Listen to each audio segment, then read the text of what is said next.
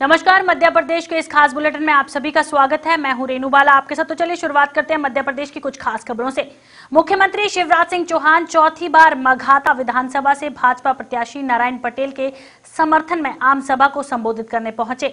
मुख्यमंत्री शिवराज सिंह चौहान ने जनता से नारायण पटेल को वोट देकर जिताने की अपील की और कांग्रेस पर सीधा निशाना साधा। उन्होंने कांग्रेस से 15 महीनों की सरकार को खूब खरी खोटी सुनाई। पहले मुझे कहा कि ये नालायक है, नालायक।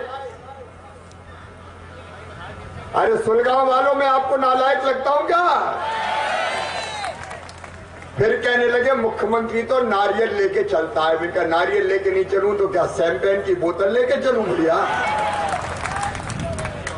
अरे सेवा के काम कर रहे, ये परेशान हो गए बेचारे नारायण पटेल। कमलनाथ के पास कितनी बार गए, इनने सड़क मांगी, सड़क नहीं दी। इनने सिंचाई की योजना मांगी, सिंचाई की योजना नहीं दी। इनने पुल पुलिया मांगे, इनने पुल पुलिया नहीं दिए। संत सिंगा जी की पवित्र भूमि को तीर्थ स्थल घोषित करने की मांग की, उनने नहीं की। ढेला दिया भैया, तुम्हें बताओ। कमलनाथ कहते थे कुछ नहीं है, चलो चलो चलो चलो चलो चलो चलो चलो। तो चुनावी सरगर्मियां जैसे जैसे बढ़ती जा रही हैं, वैसे वैसे आरोप प्रत्यारोप का दौर भी अब चरम पर है। ऐसा कुछ कांग्रेस कार्यकर्ताओं ने पूर्व विधायक मनोज चौधरी पर विधायक स्वेच्छा निधि का दुरुपयोग करने का आरोप लगाया है। ग्राम नवेरी के इन कार्यकर्ताओं ने आरोप लगाया है कि मनोज चौधरी ने विधायक रहते हुए उनके बैंक खातों में विधायक स्वेच्छा निधि से 10,000 रुपए डाले थे, लेकिन उसके बाद विधायक के एक करीबी ने उनसे ये राशि वापस ले ली।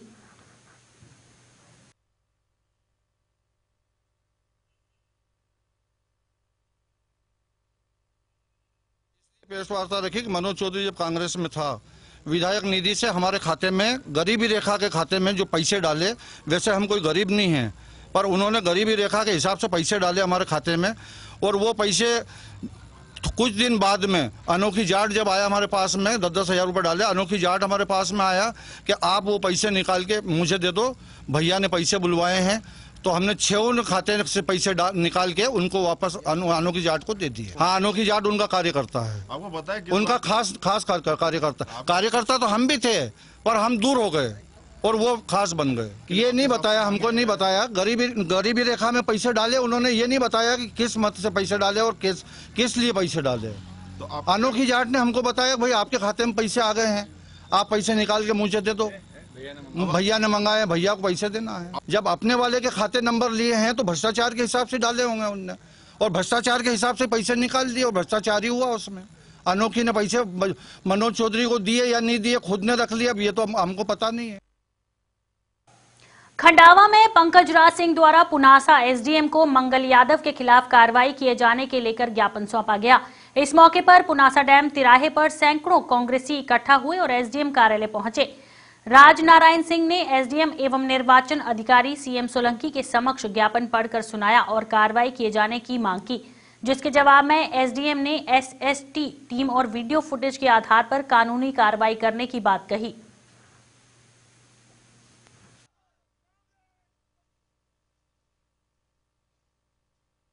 के लिए आदरणीय अरुण यादव साहब के नेतृत्व में हम ज्ञापन देने के लिए आए हैं और मतलब वो भय पैदा करना चाहते हैं कार्यकर्ताओं में, डराना चाहते हैं भाई, और बाहुबल और धन बल के ऊपर हमारे कार्यकर्ता को डराना चाहते हैं। तो हम लोग डरने वाले नहीं हैं।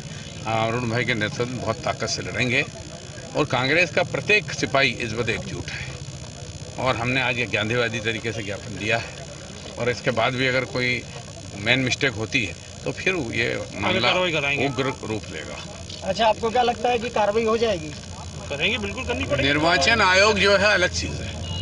निर्वाचन उन्हें आश्वस्त करा एसडीएम ने, मतलब रिटर्निंग ऑफिस है, कि हम उसके ऊपर कार्रवाई करेंगे। हरियाणा के बल्लभगढ़ में युवती की हत्या को लेकर विदिशा में विभिन्न संगठनों ने प्रदर्शन किया और आरोपी को फांसी देने की मांग की। इस दौरान इन संगठनों ने संयुक्त रूप से प्रधानमंत्री के नाम एक ज्ञापन भी सौंपा। प्रदर्शन की अगुवाई कर रहे सपा समाज के जिलाध्यक्ष संजय तिवारी ने इस मामले में हरियाणा के गृह मंत्री के द्वारा दिए गए बयान की आलोचना की है और इस हत्याकांड के आरोपी को फांसी पर लटकाने की मांग की। घटना बल्लभगढ़ हरियाणा में निकिता के साथ घटित हुई है।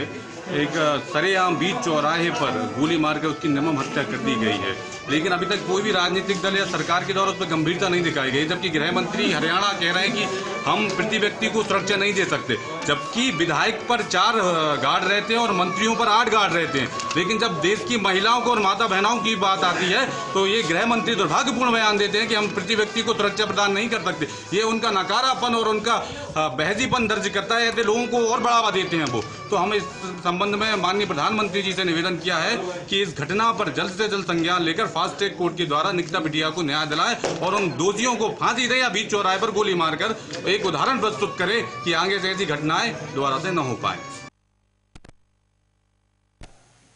थांदला में नगर परिषद के सीएमओ की कार्यप्रणाली के विरोध में पत्रकारों ने मोर्चा खोला है।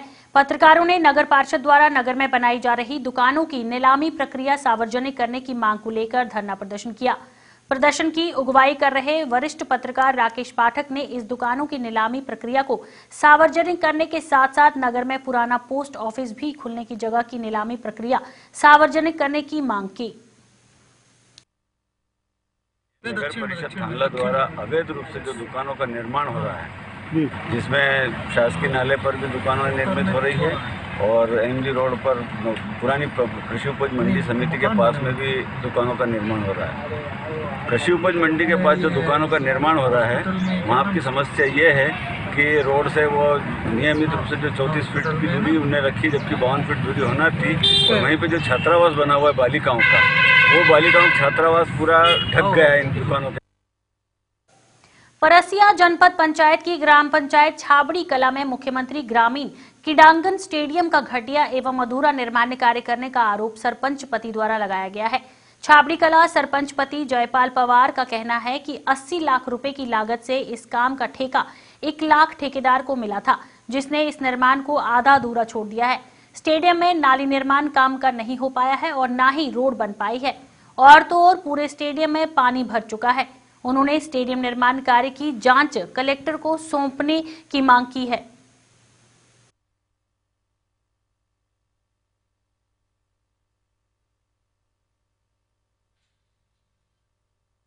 लाख की स्वीकृति है स्टेडियम की, और इसका कार्य अभी अपूर्ण है। ठेकेदार द्वारा बताया गया है कि इसका कार्य हमारी तरफ से पूर्ण हो गया है। और ये इसके क्या बोलते पीछे साइड में जो भी पानी निकासी की जगह है वो भी पूर्ण तरीके से नहीं बनाया। मान में तो पानी अंदर आने की जगह नहीं है, पूरा पानी भरा है सामने से स्टेडियम के, तो अभी खेलने का कोई इसमें चांस नहीं है। बच्चे लोग आते हैं, मेरे को फ़ोन लगाते हैं कि भैया स्टेडियम अभी ठीक करा दो, इसका काम चालू करा दो, हम खेलने की बहुत रुचि है, लेकिन आज तक के किसी ने ध्यान नहीं दिया। मैंने विधायक महोदय को भी 3-4 बार इसके बारे में अवगत कराया, तो विधायक जी भी बोलते हो जाएगा, जब भी होना शासन की तरफ से हो जाएगा।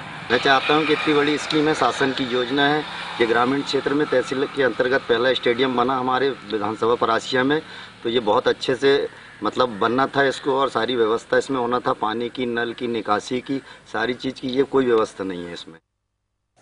बेशकीमती हीरों के लिए विश्वविख्यात भगवान जुगल किशोर सरकार की नगर पन्ना में कब और कैसे किसकी किस्मत का सितारा चमक जाए, ये कहना मुश्किल है। पन्ना जिले में उथली खदान पर मजदूर बलबीर सिंह यादव पिछले 45 दिनों से सहपरिवार हीरा खदान में काम कर रहा था, जिसे 7.2 कैरेट का हीरा मिला है। अनुमानित कीमत 30 लाख से 35 लाख आंकी जा रही है। मजदूर ने ये हीरा पन्ना कार्यालय में जमा करवा दिया है, जहां अब इसकी नीलामी की जाएगी।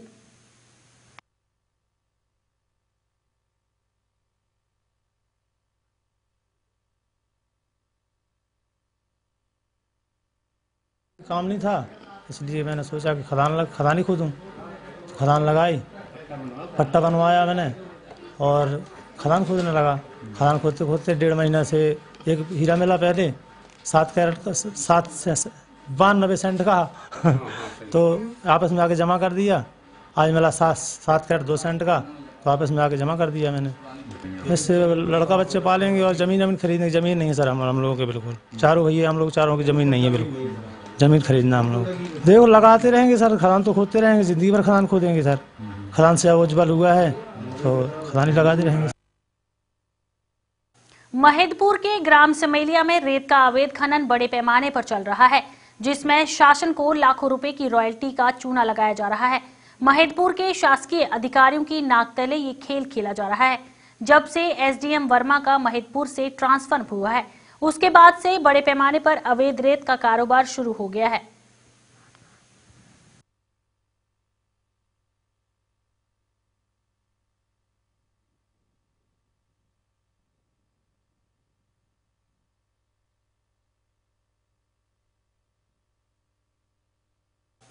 भारत विकास ग्रुप मध्य प्रदेश सरकार को करोड़ों रुपए का चूना लगा रही है।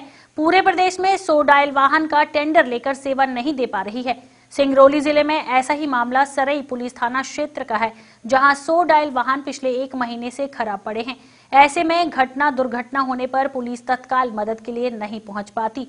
इस सेवा से बंद होने से आम नागरिक में भारी रोष है और उन्होंने इस सेवा को जल्द बहाल करने की मांग की है।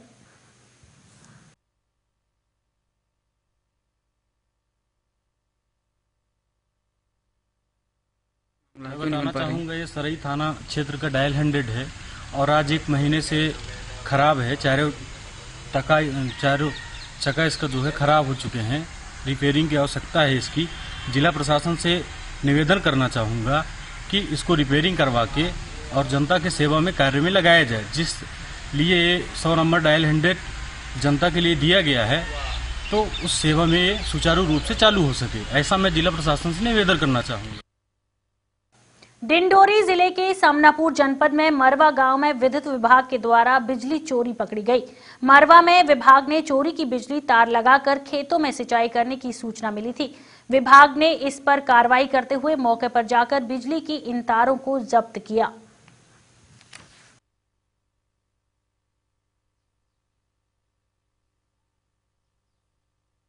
के आधार पर हमने वहां पे जांच किया और जांच में अनाधिकृत रूप से उपयोग करते हुए एक केबल पाया गया जो चोरी से लगाया गया था। लेकिन वर्तमान में वहाँ पे उस केबल से कनेक्शन तो नहीं मिले, लेकिन कनेक्शन की सर्विस लाइन लगी हुई थी।